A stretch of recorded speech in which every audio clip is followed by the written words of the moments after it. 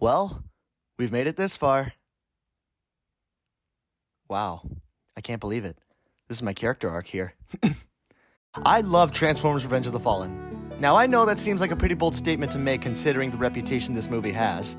But after all these years, I finally come to the conclusion that this is truly a great movie. Some of you probably remember that I've already made a video on Transformers Revenge of the Fallen, but that video was solely about discussing how the film had overall wasted potential, and I believe that it could have been so much more. So consider this video to be a much better version of that video. And also, yeah, I love Transformers, and I can't stop talking about this movie for some reason, so... Another question you may ask is, how exactly did I start to love this movie?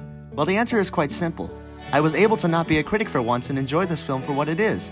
Now, don't get me wrong, there's still plenty of problems with this movie, and I can definitely see why people don't like it.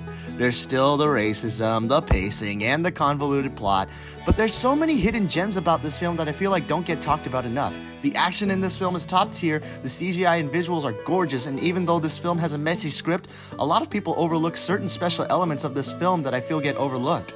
Now, with that being said, this still isn't a perfect film, and it's nowhere near being my favorite Transformers film, but I still enjoy this film immensely. Here are two big reasons why that I love Transformers Revenge of the Fallen. Reason number one is Sam and Optimus Prime. There's a lot of characters in this movie that share a lot of screen time. Some may share more screen time than others, such as Skids, Mudflap, and Leo Spitz. But there are two characters in this movie that stand out to me in particular, Sam Witwicky and Optimus Prime.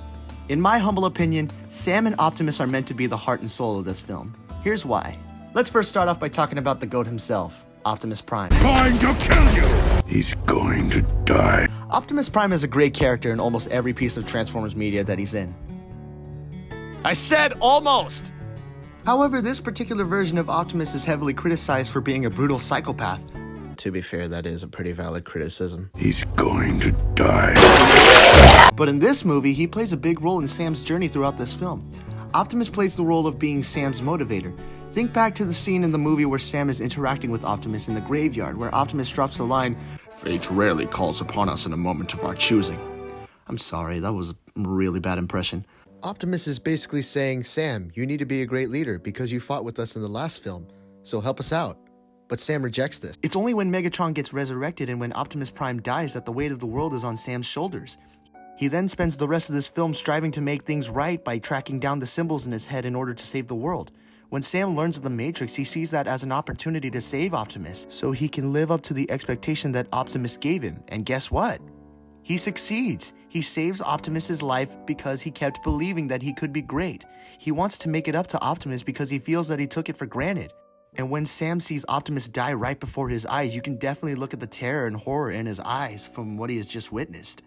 At the end of the movie, when Optimus tells Sam, "Thank you for saving my life," he says back to him, "Thank you for believing in me."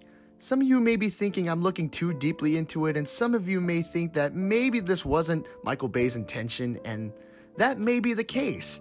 However, if you look at all of what is happening throughout the film and put aside all the nitpicks that this film has and enjoy this little character arc that Sam has throughout this film, you really start to become invested into what is happening. I know all of this seems like a bit of a stretch, but watching this movie with that in mind, I can definitely enjoy it a lot more, which brings me to my second point. I learned to just have fun. This film has always been very special to me despite the complicated history I have with it. It was a huge part of my childhood, and this was the film that made me a huge Transformers fan. I did see the first film before seeing this one as a kid, and I did love it, but for some reason it was this film that made me love the franchise, which is something that I find very vastly interesting. Now, we've already gone over the character growth that Sam goes through, and this movie is still very dumb and corny and has a lot of moments in it, but guess what, y'all? The G1 cartoon was corny and goofy too. I'm not saying that it was bad, I'm just trying to make a point. I and a lot of other Transformers fans still love it. What about Beast Wars? There are literally zoo animals transforming into robots, but it's still awesome. My point is, if you're going into a Transformers movie expecting a complex story like, I don't know, Oppenheimer or Schindler's List or Shark Tale, then I'm sorry, but you're searching in the wrong places. I love the fact that Transformers Revenge of the Fallen embraces how ridiculous it is with its witty humor and epic action. I just learned to stop being a critic and just have fun. I mean, as a critic, I can still see a lot of the issues, but come on, man. It's easy for me now to just look past them and just enjoy it. Now, I'm not saying that Transformers movies can't be well written. We just had one that was just like that.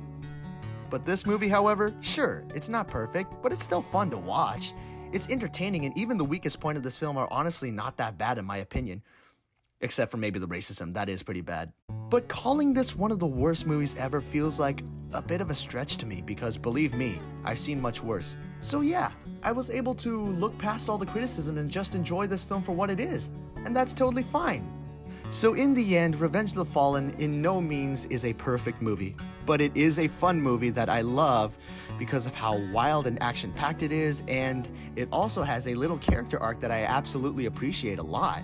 It may not be the most heartfelt story, and no, it is not a Sam Raimi Spider-Man 2, but it's still a really fun movie that I enjoy immensely, and I will continue to enjoy it for centuries to come.